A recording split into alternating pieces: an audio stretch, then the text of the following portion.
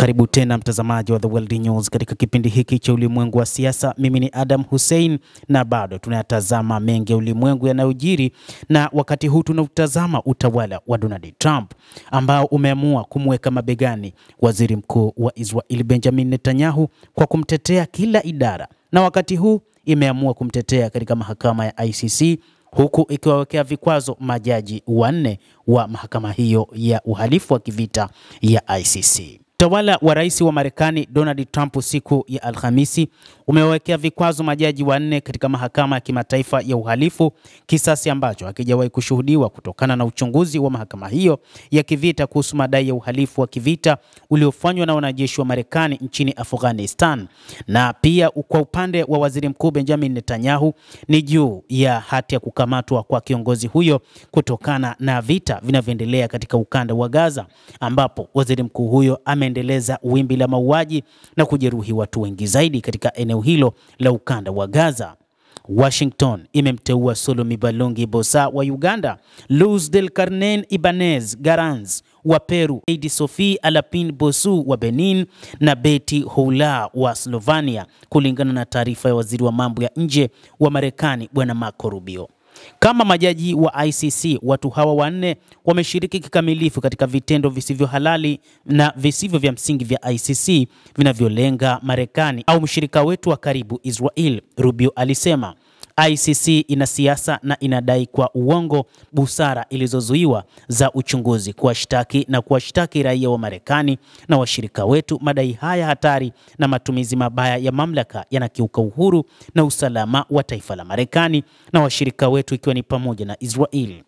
Waziri Mkuu Benjamin Netanyahu alisema kwenye ukurasa wake wa X, zamani Twitter, akijibu: "Asante Rais Trump na waziri wako wa mambo ya kigeni Marco Rubio kwa kuweka vikwazo dhidi ya majaji wa mahakama ya ICC wenye siasa kali.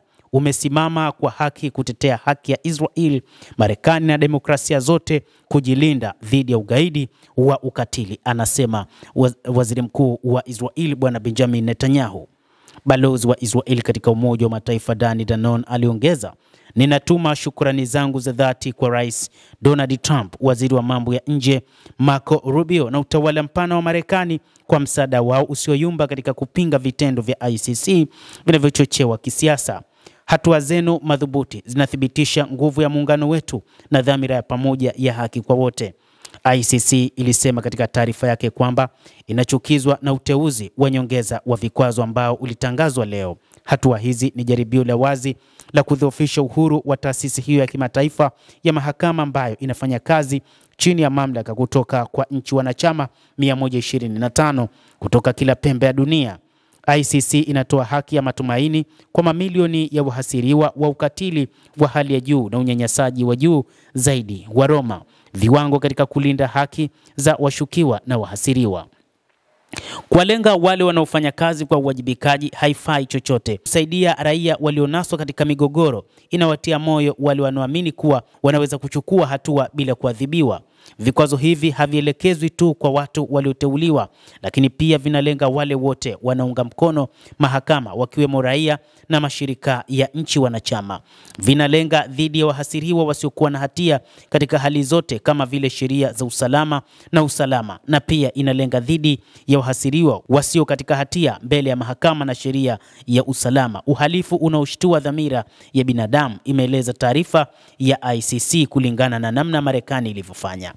Mahakama ya ICC inasimama kikamilifu nyuma ya wafanyakazi wake na itaendelea na kazi bila kukatishwa tamaa kwa mujibu wa mkataba wa Roma na kanuni za haki na taratibu zinazofaa kwa nia ya kuleta haki kwa waathirika wa uhalifu wa kivita, uhalifu dhidi ya ubinadamu, mauaji ya halaiki na uhalifu wa uchokozi. Vikwazo hivyo vitasababisha mali na maslahi yote ya majaji walio nchini Marekani kuzuiwa au kuripotiwa kwa idara ya ofisi ya hazina ya udhibiti wa mali za kigeni. Hatua hiyo pia inazuia raia wa Marekani na watu ndani ya Marekani kujihusisha na maslahi au mali ya majaji isipokuwa wapate msamaha, wapewe leseni ya OAFC.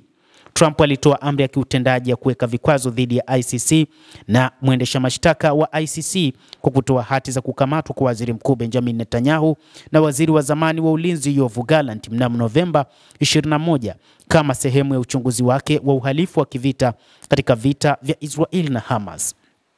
Trump alisema ICC ilitumia vibaya mamlaka yake katika kutoa waranti zisizokuwa za msingi za kukamatwa zikimlenga Netanyahu na aliyekuwa waziri wake wa ulinzi Bwana Yoav Gallant kulingana na amri iliyotolewa mwezi Februari. Endelea kutufuatilia mtazamaji, na usisahau kulike, kucomment, lakini pia kusubscribe channel yetu hii. Utakuwa ukipata habari zetu kwa mapana kupitia The World News. Naitwa Adam Hussein.